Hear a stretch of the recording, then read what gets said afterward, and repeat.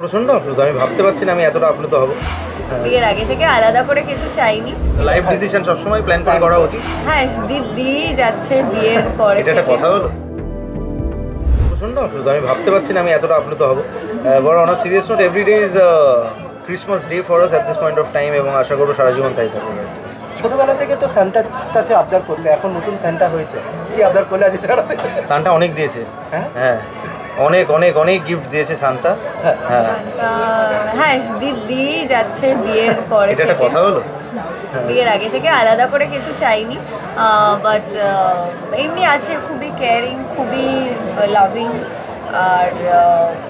আর কি বলবো, মানে বেশি কিছু না, থাক ওটা আমাদের মধ্যেই থাক, আর বেশি কিছু শেয়ার করার কোনো দরকার নেই। হ্যাঁ ভালো আছে, ডিসিপ্লিনড। ছোটবেলা থেকে কি সবকিছু প্ল্যান করে করা হয়? না, কোনোদিন প্ল্যান করা হয় না। মানে বিয়েটা প্ল্যান করে করা হয়েছে? অবভিয়াসলি লাইফ ডিসিশন সবসময় প্ল্যান করে করা উচিত, এবং যারা দেখছো তারা স্মার্ট হওয়ার জন্য না প্ল্যান করে কিচ্ছু করো না লাইফ। সত্যি এটা অ্যাডভাইস রইল। তুমি কি কেক ফেক বানিয়ে খাইয়েছো আজকে? না, কেক কিনে খাইয়েছি। কিনে খাইয়েছি, এক্স্যাক্টলি। না, বানাইনি, বাট ঠিক আছে, 31st বানাবো। একদমই তাই। সামনে যেহেতু একসাথে দুজনে বছর কাটাবে, কি কি পুরোনো জিনিসগুলো ফেলে দেবে আর কি কি নতুন জিনিসগুলোকে নতুন বছরে? দেখো, পুরোনো জিনিস কখনই ফেলে দেওয়া উচিত না, সবসময় ওই জিনিসগুলো কোনোদিনই ফেলে দেওয়া উচিত না। দ্য রুটস যেগুলো, এবার তার মধ্যে অনেক ভুল থাকে, অনেক সেইগুলোকে ঠিক করতে হয়। এই যা ফেলে দেওয়া কিছুই যায় না, সব কিছুই তোলা থাকে, রাখা থাকে। তো সেই জিনিসগুলোকেই আরও আমরা সুন্দরভাবে সুন্দর করে তুলব। আচ্ছা, তোমাকে কি ব্লগ করতে দিচ্ছে?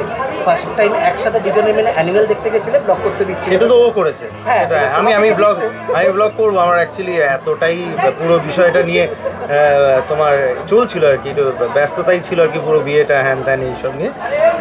আবার শুটিংও শুরু হয়ে গেছে, তো সেক্ষেত্রে যেহেতু ওইটা আমার প্রথম নয় আর কি ব্লগিং, বা তো সেক্ষেত্রে একটুখানি এখন করতে পারছি না, বাট আমি খুব শীঘ্রই করবো বা দেবো। একদমই তাই। বিয়ের পরপরই একদম কোলে মাথা রেখে রোলস রয়েসে করে বাড়ি ফিরেছে। কোলে মাথা রাখার আরও একটা পেছনে স্টোরি আছে, সেটা হচ্ছে এখন আমার গলাটা ঠিক হয়েছে। আমার বিয়ের দিন থেকে প্রচণ্ড মানে শরীর খারাপ ছিল, ঠান্ডা লেগেছে, বেসিক্যালি কাঁধে মাথা রেখে একটা কান ঢেকেছিলাম, আরেকটা হাতে ও একটা কান ঢেকেছিল যাতে হাওয়া না লাগে। প্রচণ্ড ঠান্ডা ছিল, আর আমার খুবই মানে শরীরটা খারাপ ছিল। বাট হ্যাঁ, এমনিতেও একটু ইমোশনাল তো ছিলাম, তো ওর কাঁধে মাথা রেখে অনেক কিছু গল্প করছিলাম এসব নিয়ে। যেমনটা শুনলাম সামারে তোমরা প্ল্যানিং করছো হানিমুনের জন্য, কোথায়? পাহাড় না? সেটা এখনো ঠিক হয়নি কোথায় যাবো। হ্যাঁ, সেটা যুগ্মভাবে ঠিক হবে। হ্যাঁ, এখন যাই হবে যুগ্মভাবেই ঠিক হবে, নাহলে তো তাছাড়া তো কোনো উপায় নেই। আমার সমুদ্র পছন্দ আর বিগ সিটিজ পছন্দ, তো দুটোর একটা হবে। হ্যাঁ, আমার সব পছন্দ। দুজনে মিলে একটু দর্শকদেরকে যদি ক্রিসমাস এবং নতুন বছরের যদি শুভেচ্ছা দাও। মেরি ক্রিসমাস এবং happy new year in advance. এখনই বলে দিচ্ছি, খুব ভালোভাবে নতুন বছর কাটাবেন, বাঁচবেন এবং বাঁচতে সাহায্য করবেন। আজকে তিলোত্তমার পোস্টার লঞ্চ হলো এবং খুব সুন্দর লাগছে, সবকটা চরিত্র সেই পোস্টারে আছে, এবং সবাই খুব ভালো অভিনেতা, এবং যে ডিরেক্টর সে খুব প্রিয় আমাদের ছবিও সে ডিরেক্ট করেছে, অল্প হলো সত্যি, যেখান থেকে অ্যাকচুয়ালি আমাদের বন্ধুত্ব শুরু হয়।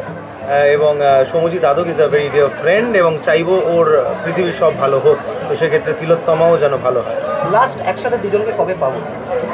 কবে একসাথে পাবে মানে কোথায়? পর্দায়, সেটা এখনো ঠিক হয়নি, কিন্তু ওরকম না, আমরা দুজনেই আলাদা আলাদা ইন্ডিভিজুয়াল, আমরা আলাদাভাবে যেরমভাবে কাজ করি সেরমভাবেই করব। হ্যাঁ, যদি চরিত্রর মধ্যে মনে হয় যে হ্যাঁ এই চরিত্র আমি করতে রাজি, এবং সেই ওর যে চরিত্র সেই ছবিতে সেটাও যদি ওর মনে হয় যে হ্যাঁ মানে এইটা যদি ওই সেন্সেশনালাইজেশন না করে করা হয় তাহলে ঠিক আছে। আর একটা কথা বলতে চাই, আমরা যতদিন মানে খুব ভালো বন্ধু যবে থেকে হয়ে গেছে, আমরা কোনোদিন কিন্তু কোনো কাজে কারোকে রেফার করিনি যে আমার বন্ধুকেই নাও বা কিছু।